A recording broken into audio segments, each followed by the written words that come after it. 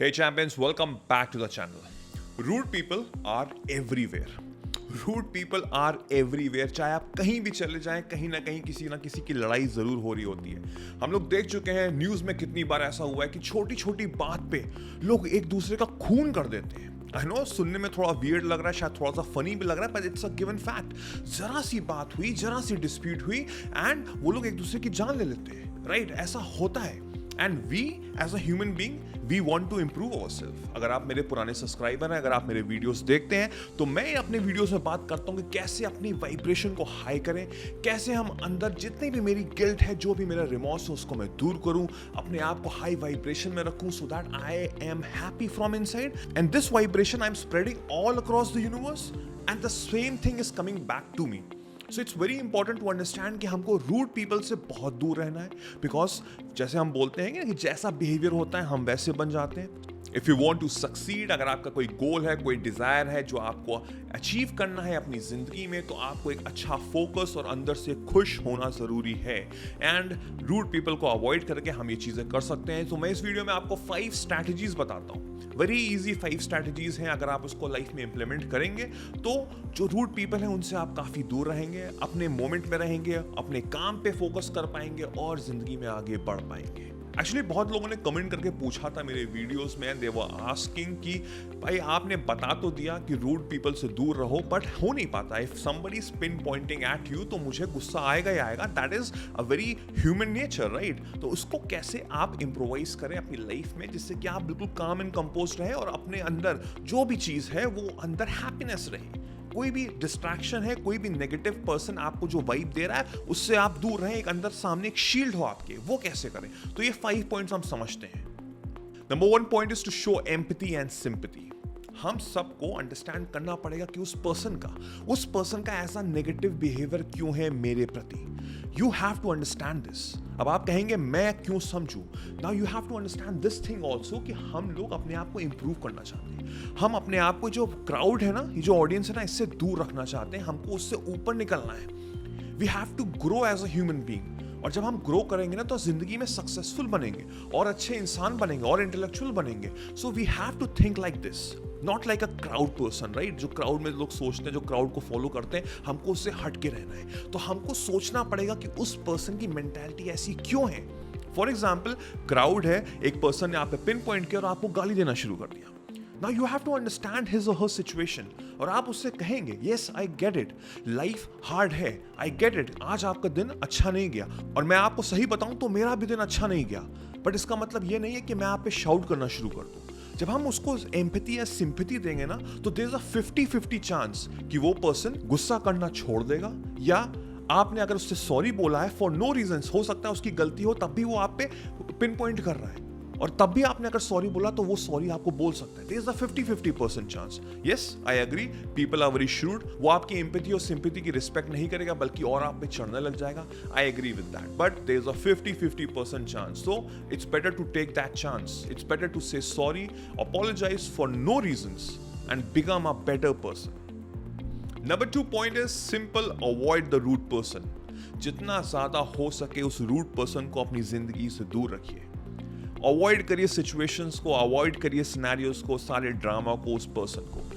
मैंने बहुत बार ऐसा देखा है, जो पर्सन रूडली बिहेव कर रहा है या बहुत ज्यादा चिल्ला के बोल रहा है आप पे, उसको पता है क्या करना है. उसका माइंडसेट होता है कि उसको ऑडियंस गैदर करनी होती है. उसको ये दिखाना होता है कि मेरे ऊपर ही सारी स्पॉटलाइट है, पीपल विल बी वॉचिंग मी. वो मेरी जो ऑडियंस है वो देख रही है मेरा जो ड्रामा जो मेरा चल रहा है, राइट. तो अगर आप उसको ड्रामा देंगे ही नहीं, आप उसको अवॉइड करेंगे जितना ज्यादा हो सके, तो वो जो लेवल है रूडनेस का, उसके नेगेटिव वाइब का, नेगेटिव मेंटालिटी का, वो कम होना शुरू हो जाएगा. बिकॉज उसको वो ऑडियंस मिल नहीं रही है, उसको वो ड्रामा मिल नहीं रहा है.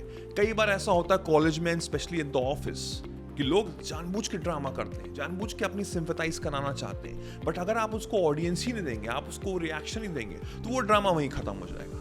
This is probably one of the most important points. बहुत ही सिंपल पॉइंट है कि सीधे आप अवॉइड करिए, अपने आप को काम एंड कंपोज रखिए, अपनी लाइफ पे फोकस रखिए, अपने गोल पे फोकस रखिए. वो रूड पर्सन ऑटोमेटिकली आपकी लाइफ से गायब हो जाएगा.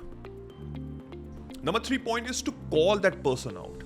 अब जैसे लास्ट पॉइंट में मैंने कहा था कि कॉलेज है, कलीग है, ऑफिस है, तो आप उस पर्सन को अवॉइड नहीं कर सकते, राइट? वो पर्सन आपसे मिलेगा ही मिलेगा। हो सकता है आप लोग अगल बगल ही बैठते हो, right? So it's better to confront that person. Intervention करिए उस पर्सन का, उसको कॉल करिए कि भाई आप मुझसे ऐसे बर्ताव क्यों कर रहे हैं। There might be a reason कि उसको पता ही नहीं है कि वो पर्सन रूड है आपके। कई बार ऐसा होता है ना कि उसके नेचर में ही होते हैं, उनके नेचर में ही होता है इस तरह से बोलना। तो आप उनको कन्फ्रंट करिए, उनको समझाइए कि दिस थिंग मुझे नहीं पसंद आ रही है, I hope you will understand. और शायद उसके दिमाग में ये चीज समझ में आए कि हाँ, I might be wrong, I might be rude to that person. तो उसके बाद वो समझ जाएगा, वो अंडरस्टैंड करेगा। So again there is a 50-50% chance. हो सकता है वो ड्रामेटिकली, वो जानबूझ के वो कर रहा हो, रूडनेस आपको दिखा रहा हो, या हो सकता है कि वो अनडिलिबरेटली वो चीज हो रही हो। So it's better to understand, and how we can do it by confronting that person. If that person really cares, he will apologize. He will apologize.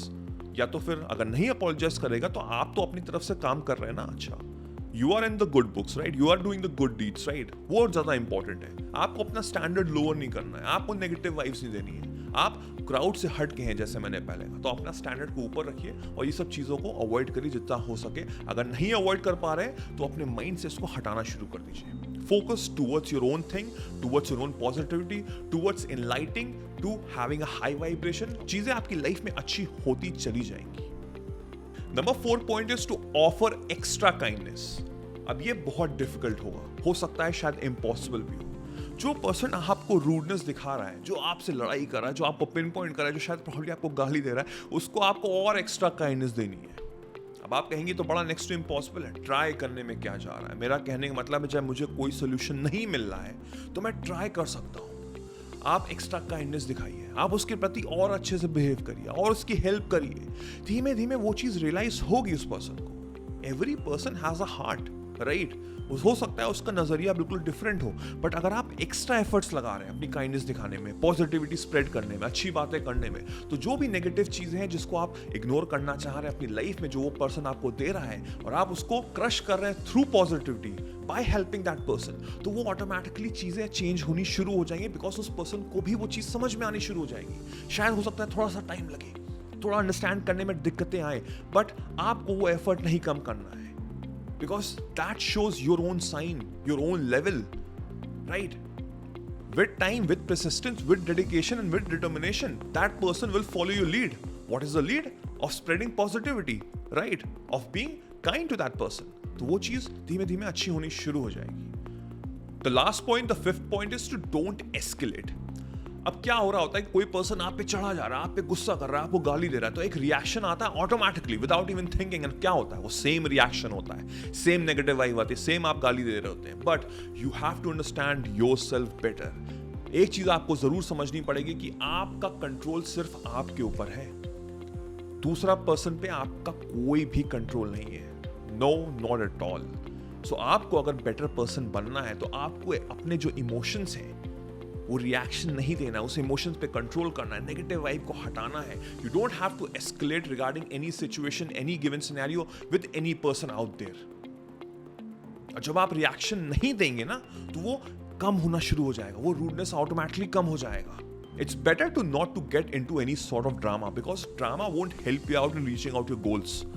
आपका एक ड्रीम है, डेस्टिनेशन है, वो आप नहीं रीच आउट कर पाएंगे जब आप ड्रामा में फंसे रह जाएंगे। तो it's better don't escalate about anything. उस पर्सन को जो बोलना है बोलने दीजिए, आप शांत से सॉरी बोल दीजिए, बल्कि ड्रामा वहीं खत्म हो जाएगा।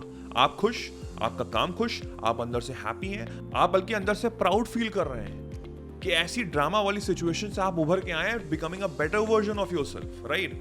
सो understand each and every 5 points and try to implement it. जब भी कोई रूड पर्सन आए तो उसको सॉरी बोल के थैंक यू बोलिए, बल्कि हाथ जोड़ के विनती करिए और ये सारे 5 पॉइंट्स अप्लाई करिए। Things will change in your life and you will be a better person than yesterday. So I hope you like this video. If you do, then do give me a big thumbs up. Do subscribe and hit the bell icon so that जैसे ही मैं एक नया video डालूं आपको सबसे पहले notify हो। मेरा नाम वैभव निगम है। चलो, I will see you soon. Take care. Cheers.